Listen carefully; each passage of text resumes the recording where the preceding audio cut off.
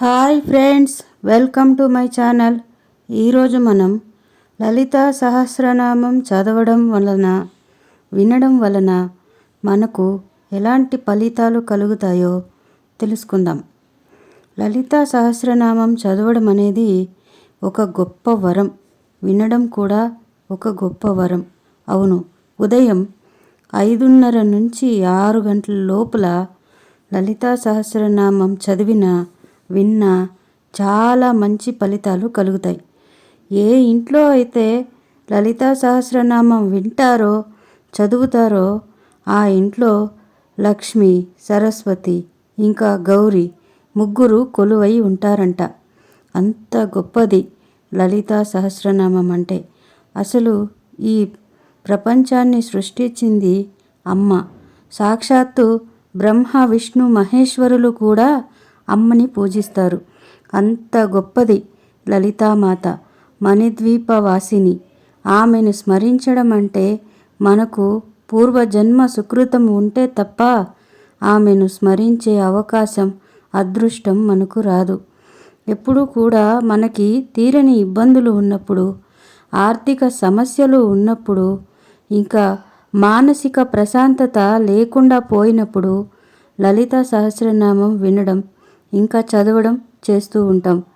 ఎప్పుడూ కూడా లలితా సహస్రనామం వినడం వలన మానసిక ప్రశాంతత కలుగుతుంది, మనశ్శాంతి కలుగుతుంది, ఇంకా లక్ష్మి అనుగ్రహం కూడా కలుగుతుంది. మనకే తెలియకుండా మనలో ఒక పాజిటివ్ ఎనర్జీ అయితే ఖచ్చితంగా వస్తుంది. అంత గొప్ప లలితా సహస్రనామాన్ని రోజు వినడం వలన మనకు ఎలాంటి ఇబ్బందులు కూడా రావు. మన దాకా కష్టాలు అనేవి కూడా రావు. మనల్ని చూసి మన శత్రువులు కూడా వాళ్ళకే తెలియకుండా భయపడతారు.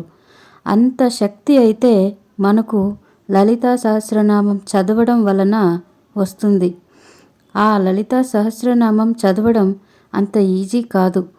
అది చదవాలి అన్నా కూడా అమ్మ అనుగ్రహం కావాలి. ముందుగా మనం లలితా సహస్రనామం చదవాలి అనుకున్నప్పుడు అమ్మని అనుమతి అడగాలి. నేను నీ సహస్రనామం చదవాలని అనుకుంటున్న తల్లి, నాకు ఏ ఆటంకం లేకుండా చదివే అవకాశాన్ని ఇవ్వు అని అమ్మని ఫస్ట్ అడగాలి మనం. అలా అడిగినప్పుడే మనకు ఆమె అనుగ్రహిస్తుంది. అమ్మ దగ్గర మనం చాలా వినయంగా, విధేయంగా ఉంటే తప్ప అమ్మ మనకి అనుగ్రహించదు.